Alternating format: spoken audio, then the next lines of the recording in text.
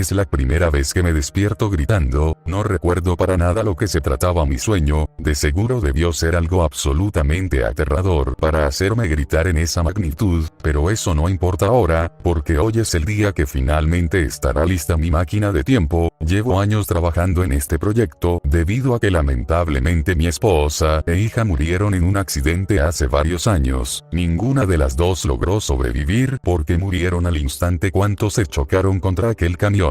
Desde entonces he trabajado en esta máquina del tiempo, gracias a mis prodigiosos estudios y que también solía ser el jefe de investigación de la división científica de mi país, es que logré hacer la hipótesis de los viajes en el tiempo hace algunos años, pero recientemente en estos meses logré resolver las ecuaciones y problemas matemáticos para diseñar y manipular la máquina que me permitirá viajar a través del tiempo. Usando esta máquina, viajaré a la trágica noche que murió mi familia y evitaré que ese accidente suceda a toda costa. Según mis investigaciones, si logro detener la muerte de mi esposa e hija, sucederá distintos escenarios. La primera es que posiblemente crearé una línea temporal, la segunda será una paradoja, donde esta versión de mí no puede existir porque el motivo de mi viaje nunca se creará, y en el tercer escenario la línea temporal se volverá la principal y la anterior dejará de existir. A decir verdad, son muchos factores que definirán el resultado final de mis acciones de viajar en el tiempo, pero definitivamente estoy dispuesto a correr cualquier riesgo, todo para recuperar a mi familia de las manos de la muerte, así que es momento de trabajar en los detalles finales de la máquina.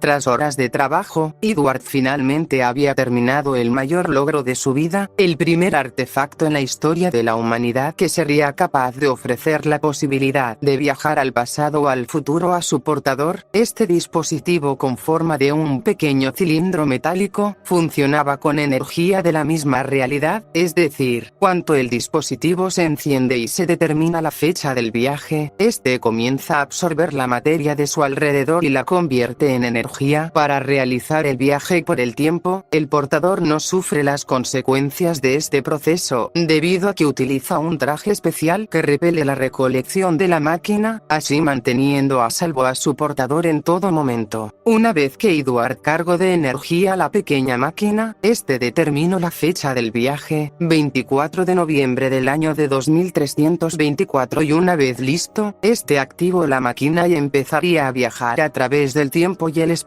El cuerpo de Edward entró en una inmensa espiral, esta misma contenía miles de puertas hacia cualquier fecha pasada, presente o futura. Su cuerpo había abandonado su realidad y ahora se encontraba viajando en las entrañas de la propia existencia del tiempo. Edward, emocionado, miraba con entusiasmo las miles de puertas, sus ojos y mente apenas podían asimilar lo que veían, pero algo en la vista de Edward llamó fuertemente su atención. En el momento que miró que las puertas de la espiral empezaba a aparecer una entidad desconocida. Edward, al estar cayendo por la espiral, no podía ver claramente el cuerpo de aquella entidad, pero definitivamente observó que no era humano, porque notó que esa entidad tenía un enorme cuerpo con decenas de piernas con formas de insectos. Su cabeza y gran parte de su cuerpo están cubiertos por una sábana blanca con bordes dorados. Antes que Edward pudiera pensar más sobre ello, una voz detrás de su espalda le dijo lo siguiente: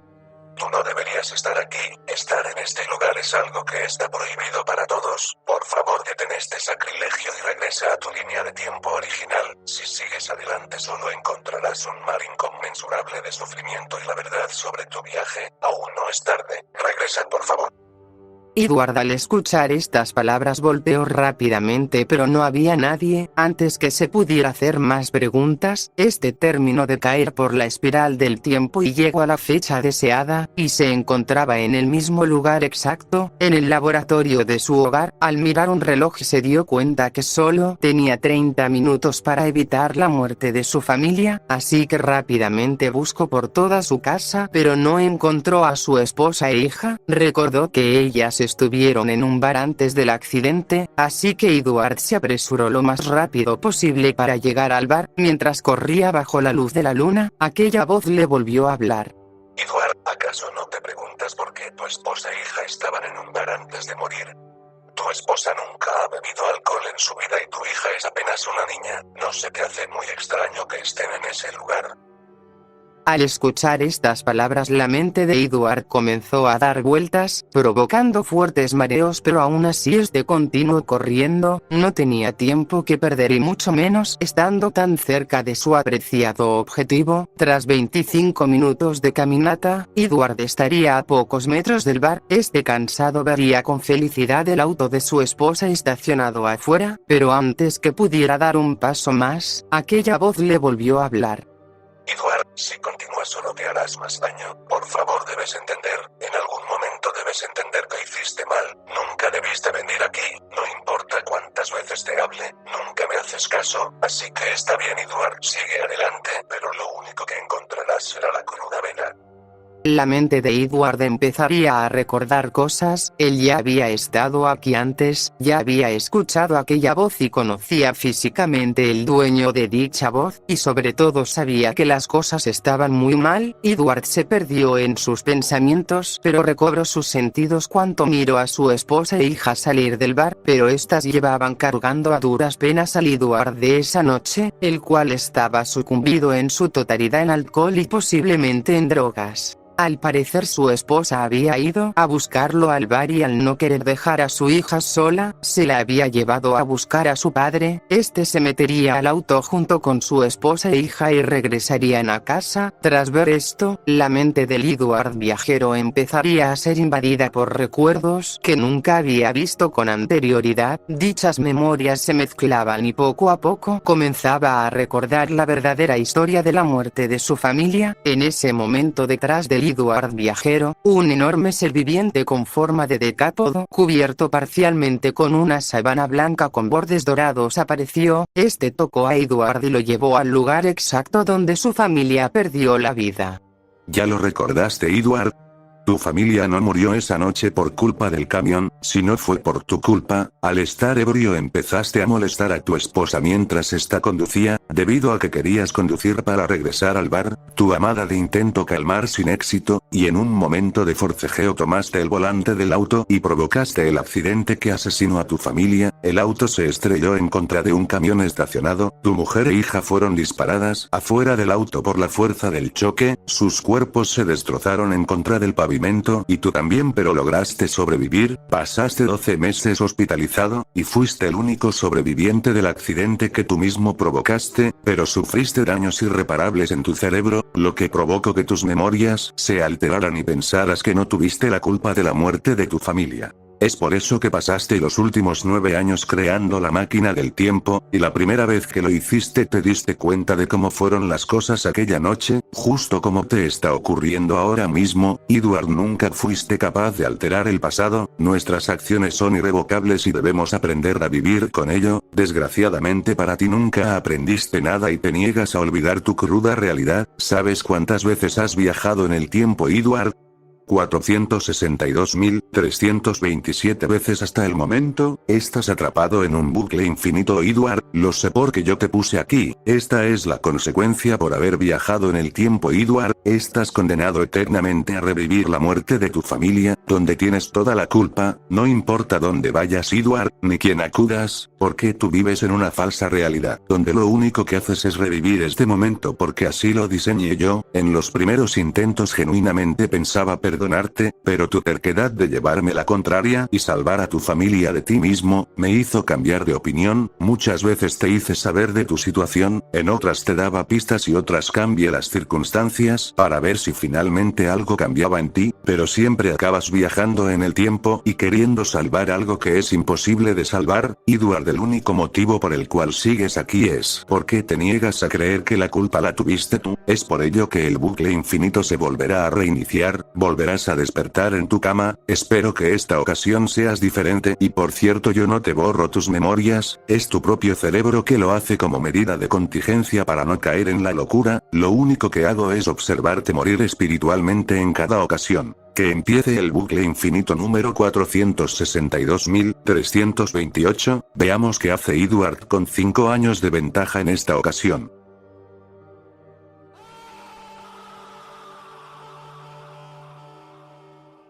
Es la primera vez que me despierto gritando, no recuerdo para nada lo que se trataba mi sueño, de seguro debió ser algo absolutamente aterrador para hacerme gritar en esa magnitud, pero eso no importa ahora, porque hoy es el día que finalmente resolveré la ecuación de viajar en el tiempo. Llevo años trabajando en este proyecto, debido a que lamentablemente mi esposa e hija murieron en un accidente hace varios años.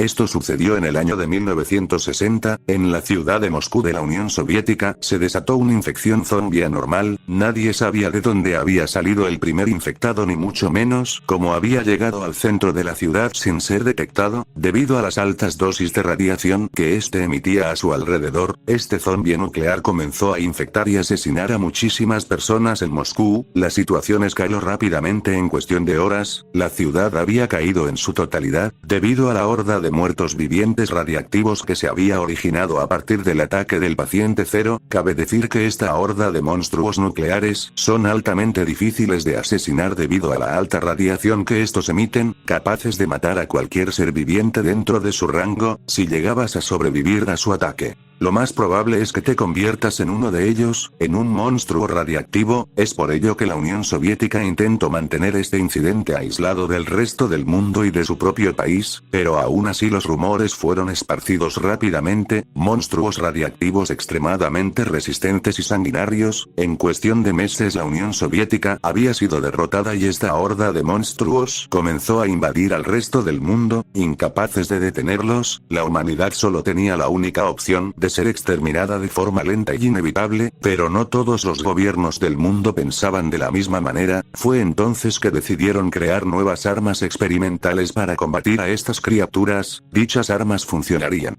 como la antisíntesis de la radiación, un arma capaz de deshabilitar los átomos que hacen que exista la propia radiación en primer lugar, pero dichas armas tardarían años en ser fabricadas, incluso aún teniendo la teoría y la idea en general. Llevar a cabo este nivel de manipulación atómico sería una hazaña extraordinaria, pero la cual llevaría años en completarse. Es por ello que los países más desarrollados tecnológicamente pensarían en la opción de utilizar bombas nucleares alrededor del mundo, en los países con mayor concentración de monstruos radiactivos, debido a que estas criaturas no pueden tolerar el estallido inicial de las bombas. La radiación después del estallido sí, pero ese momento preciso donde la explosión destruye todo aquello cercano a este, eso definitivamente no lo podrían aguantar. Fue entonces que, teniendo a casi el 80% de la población humana sucumbida ante esta infección nuclear, los gobiernos del mundo darían la orden de lanzar todo su arsenal de bombas atómicas y así tener la esperanza de acabar con este mal de una vez por todas. Fue así que tras 5 años de la primera aparición del paciente cero, el mundo terminaría y daría comienzo al invierno nuclear, como resultado de las consecuencias de haber usado una cantidad descomunal de bombas nucleares alrededor del mundo. Fue que los cielos de todo el planeta quedaron cubiertos completamente de polvo y ceniza, lo que hizo que los rayos solares no pudieran calentar el planeta y en cuestión de pocos años, el mundo comenzó a sufrir una nueva era glaciar, mejor conocido como el invierno nuclear. Debido a esta acción imprudente de parte de los gobiernos del antiguo mundo, los pocos países que siguieron en pie después del estallido de las bombas, se quedaron aislados uno de los otros, debido a las interferencias en las comunicaciones globales, esto debido a las nuevas condiciones ambientales del planeta, causado por el estallido de las bombas. Esto provocó que los pocos gobiernos existentes se vinieran abajo en poco tiempo, hasta que eventualmente desaparecieron y solo quedó un mundo sin leyes. Después de las bombas y a la pérdida de las comunicaciones, nadie sabía si realmente los mutantes radiactivos habían sido aniquilados por completo o si seguían con vida. Lo único que sabían es que ahora debían sobrevivir a un mundo donde la radiación y las enfermedades reinaban por todos lados.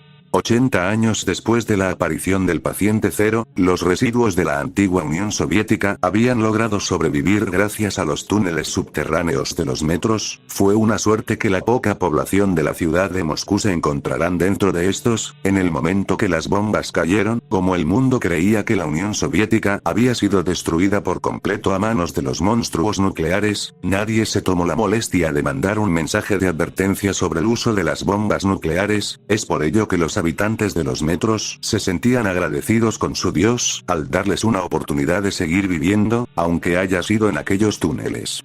Pero los habitantes del metro no solo tenían que lidiar con la radiación proveniente del exterior, a la falta de recursos y la comida en buen estado, de ladrones y saqueadores de otros lugares, sino también a la aparición de nuevas criaturas mutantes, debido a la prolongación de la radiación, pero sobre todo, habían escuchado de otros asentamientos subterráneos sobre la llegada de los muertos vivientes nucleares, los mismos que había llegado hace 80 años, al parecer habían regresado a la ciudad de Moscú por algún motivo desconocido hasta el momento. Esto último aterró y asustó enormemente a las personas más viejas y ancianas de los asentamientos, debido a que estos mismos humanos nucleares habían sido los responsables de haber causado este invierno nuclear y sobre todo de haber llevado a la humanidad al borde de la extinción. Si de verdad habían regresado, entonces significa que sobrevivieron al estallido de las bombas y ahora regresaban en sus pasos, en la búsqueda de sobrevivientes humanos. Todas estas especulaciones y teorías no hicieron más que asustar a los más altos líderes de los metros, es por ello que comenzaron a idear una estrategia. Tal parece que antes que la Unión Soviética cayera ante estos monstruos nucleares, se encontraban desarrollando un aparato capaz de viajar en el tiempo, con fines tanto científicos como militares, pero el proyecto se vio afectado cuando la Unión Soviética enfrentó a la plaga radiactiva. Cuando se dieron cuenta que no podrían vencer a los monstruos nucleares, tomaron la decisión de seguir con el proyecto de la máquina del tiempo, así de esta manera viajar en el pasado, encontrar el paciente cero y asesinarlo con la nueva arma antirradiactiva, pero el complejo fue invadido y nadie salió con vida. El lugar posee altas dosis de radiación, es por ello que nadie ha ido a ese lugar en estos 80 años. Esta información se sabía debido a que el abuelo de uno de los líderes había sido un vigilante del complejo, el cual logró escapar antes que fuera demasiado tarde y escribió esta información para que las siguientes generaciones pudieran saber sobre este complejo de investigación científica. Fue entonces que los líderes de los metros le encomendaron la tarea de ir al complejo a un soldado excepcionalmente eficaz llamado Alexei. Este había luchado por la libertad y prosperidad de los metros, en contra de las amenazas del exterior, pero ahora debía realizar una misión que podía cambiar completamente el rumbo de la historia humana. Debido a la escasez de soldados, Alexei iría completamente solo, y quizás sería lo mejor debido a las hostilidades de los metros. Estos subterráneos podrían cobrar tu vida en cualquier momento. Fue entonces que Alexei partió de la capital del metro y comenzó a viajar por toda Moscú, siempre eludiendo y evitando los confrontamientos directos. En su camino vería los famosos monstruos mutantes voladores, enormes criaturas carnívoras que dominaban los cielos de Moscú, así como de enormes criaturas híbridas de animales que plagaban los túneles abandonados de los metros, así como de bandidos y asesinos que buscaban en los rincones más oscuros de los metros en la búsqueda de su próxima víctima. Fue entonces que tras 3 días de viaje, Alexei finalmente vería a lo lejos el enorme complejo de investigación científica, pero antes que pudiera continuar con su viaje hacia el exterior, unas palabras de un lenguaje desconocido le llamó fuertemente su atención, las cuales provenían a varios metros detrás de él. Alexei volteó rápidamente pensando que sería alguna criatura, pero lo que vio lo dejó atónito y aterrado. Los ojos de Alexei veían a una enorme criatura artrópoda de color rojo, la cual medía fácilmente más de 6 metros de alto, y utiliza una fina sábana de color blanco con bordes dorados. Antes que Alexei pudiera disparar, la criatura había desaparecido completamente enfrente de Alexei. Este no podría dar crédito a lo que había visto, pero pese a todo, aún tenía que avanzar hacia el complejo de investigación, y justo eso había hecho. Como le habían dicho, los niveles de radiación del lugar son extremadamente altos, no podría permanecer más tiempo del que debía, así que por ello que Alexei se adentró en las instalaciones en la búsqueda de la máquina del tiempo, pero en su camino sería atacado por varios monstruos nucleares. Alexei, a sabiendas que no podía asesinar a estas bizarras criaturas, huiría por las instalaciones hasta que los perdió de vista. Ahora infectado del virus de la radiación, Alexei sabía que le quedaba poco tiempo, es por ello que se apresuraría en encontrar la máquina del tiempo. Hasta que la encontró, esta seguía en funcionamiento aparentemente. Alexei rápidamente leería los informes que se encontraban en la sala. Allí encontraría varias respuestas a sus preguntas. Primero, la máquina del tiempo utilizaba un reactor nuclear como energía, es por ello que seguía activa pese a que las instalaciones carecían de electricidad. La segunda sería que la antigua Unión Soviética logró crear un prototipo de la arma experimental deshabilita átomos. La tercera sería que la máquina ya posee las coordenadas geográficas así como la fecha de vida para viajar en el tiempo, pero antes que pudieran utilizar la máquina, el complejo fue atacado. El científico que escribió esto lo hizo como registro para aquellos que se atrevieran a entrar a este lugar en el futuro, pero sobre todo con la esperanza que pudieran completar la misión y viajaran en el tiempo en el momento exacto que apareció el paciente cero y asesinarlo antes que desate la catástrofe en el mundo. Alexei leería estos documentos mientras su cuerpo sufría los estragos de estar expuesto a las altas dosis de radiación. Sus órganos internos comenzaron rápidamente a morir, así creando un batido interno de carne y sangre. Su piel comenzó a tener señales claras de quemaduras por la misma radiación así como la pérdida de cabello y de algunos de sus sentidos. Alexei sabía que su tiempo estaba a punto de acabar. Fue entonces que agarró el arma experimental y activaría la máquina del tiempo. A pocos segundos de ser teletransportado hacia el pasado, Alexei miraría nuevamente a la misma criatura de antes, aquel enorme ser con forma de artrópodo, pero a diferencia de antes, Alexei escucharía claramente las palabras de aquel ser y sería: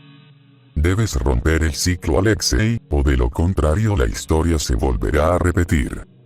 Alexei, antes que pudiera comprender a detalle aquellas palabras, sería instantáneamente llevado al pasado. Para ser precisos, fueron 80 años hacia el pasado, en el centro de Moscú, antes que la ciudad quedara sucumbida en la penumbra del invierno nuclear y sus abominaciones. Alexei comenzó rápidamente a buscar a su objetivo. Sabía que en cualquier momento aparecería, pero su cuerpo ya no podía resistir más. Su piel había sido derretida por la radiación, también el pelo de su cabello, había perdido sus ojos, sus labios y sus orejas. Alexei, completamente ciego, empezaría a desesperarse. Había fallado en su misión y ahora sería incapaz de detener al paciente cero, hasta que la plaga de la radiación consumió completamente a Alexei. Los músculos de su cuerpo comenzaron a emanar un verde fosforescente intenso. En las huecas de sus ojos brotaría una asquerosa masa de sangre muerta y por último, una inmensa sed de sangre humana lo invadiría por completo. Fue entonces que el monstruo nuclear que se había convertido Alexei comenzó a atacar a los habitantes de la ciudad de forma indiscriminada. Esto sucedió en el año de 1960, en la ciudad de Moscú de la Unión Soviética, se desató una infección zombie anormal. Nadie sabía de dónde había salido el primer infectado ni mucho menos cómo había llegado al centro de la ciudad sin ser detectado, debido a las altas dosis de radiación que éste emitía a su alrededor.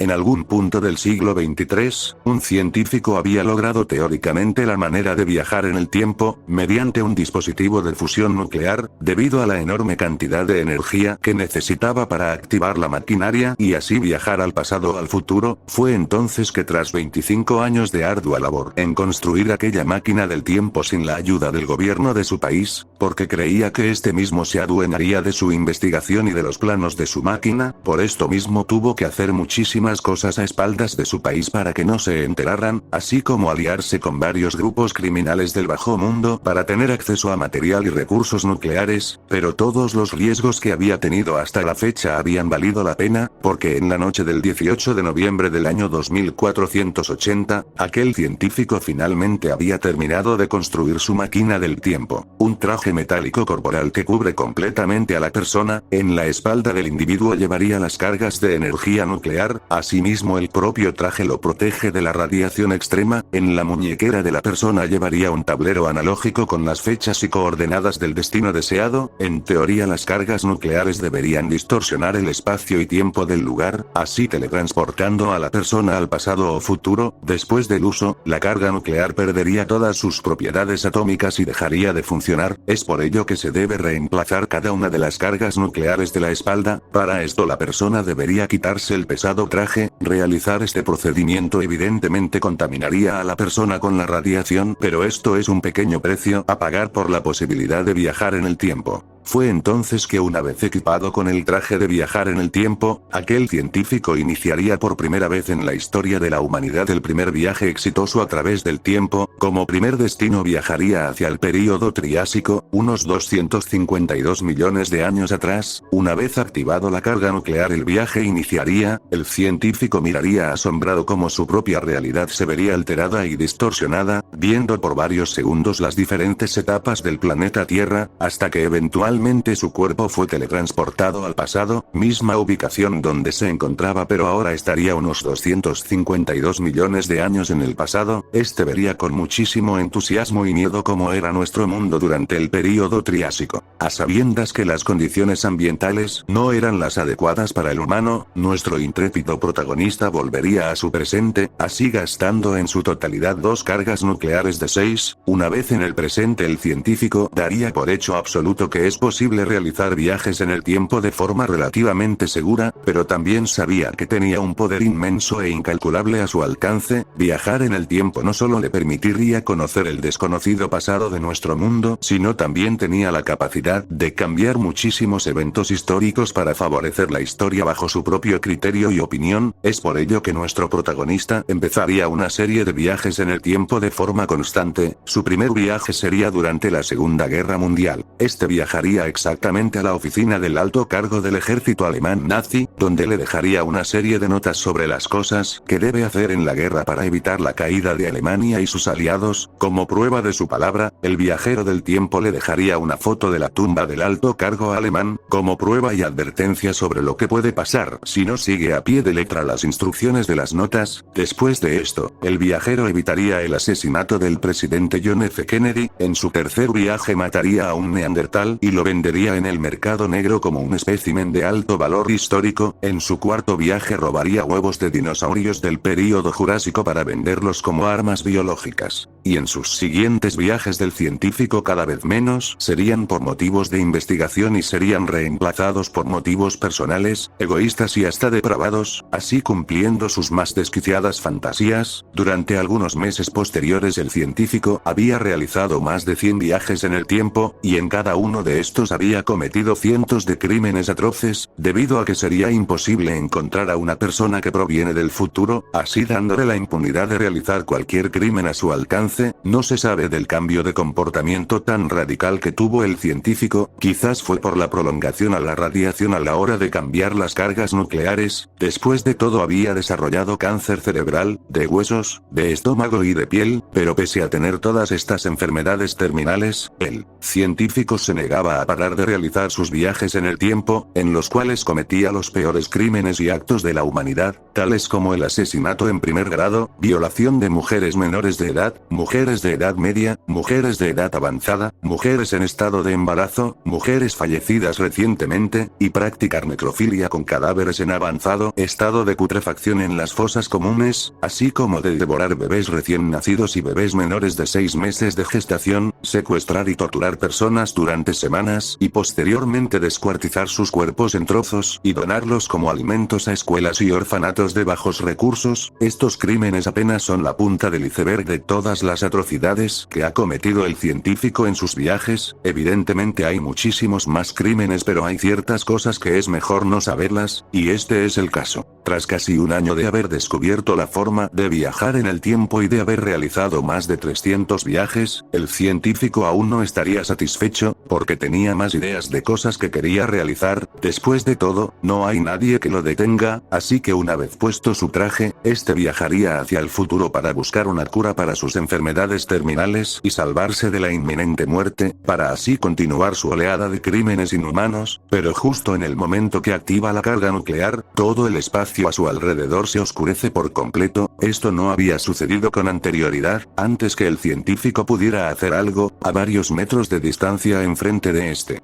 aparecería un enorme ser viviente teniendo un parecido muy semejante a los artrópodos de nuestro mundo, solo que este tendría 6 metros de alto, teniendo un exoesqueleto de color rojo y por último portando una sabana blanca con bordes dorados. Pero lo que más sorprendió al científico fue mirar 2 filas de mujeres desnudas con las cabezas decapitadas y en posición de reverencia. Sus brazos habían sido amputadas por completo y colocadas en sus espaldas de forma quirúrgica, las manos estaban en la posición de rezamiento. Dicha reverencia violencia por parte de estas mujeres no era para el científico, sino para aquel artrópodo enorme. Este se acercó lentamente hacia el científico, paralizado de un terror absoluto no intentó correr, o huir en su máquina del tiempo, de forma instintiva sabía que estaba en los dominios de aquella criatura inhumana. El enorme artrópodo agarró brutalmente al científico y le arrancó el traje corporal del tiempo y su piel también de un solo movimiento lleno de ira y coraje. Le comenzó a hablar al científico sobre todo el caos y desorden que había hecho en la línea permanente del tiempo. Sus numerosos viajes en el tiempo habían creado cientos de miles de líneas temporales que nunca debieron existir, y estas mismas provocaron aún más líneas temporales. Estas dañaron severamente a la línea permanente, provocando agujeros en el tiempo, grandes y enormes vacíos existenciales en la historia, donde no había absolutamente nada, un vacío infinito donde no existe nada ni existirá. El artrópodo le contó al científico que el daño que había hecho era casi irremediable y no pudo evitar que el científico viajara en el tiempo porque había encontrado otra forma de viajar a través de la línea permanente. Es por ello que había tardado en encontrarlo, pero ahora que lo tenía en sus manos, le haría pagar por todo el daño que había hecho, por cada uno de sus crímenes y de los que pudo haber cometido en el futuro. Es por ello que el artrópodo empezaría a cortar el cuerpo del científico en 1000 trozos de carne de manera transversal, los cuales metería en losas transparentes llenas de un extraño líquido que permitiría al cuerpo vivir pese a sus graves heridas. Fue entonces que el científico, aún consciente y sintiendo el dolor y la agonía de haber sido descuartizado, sería colocado en una enorme mesa, donde se exhibirá para siempre como una advertencia para todos aquellos que tengan la osadía de viajar en el tiempo.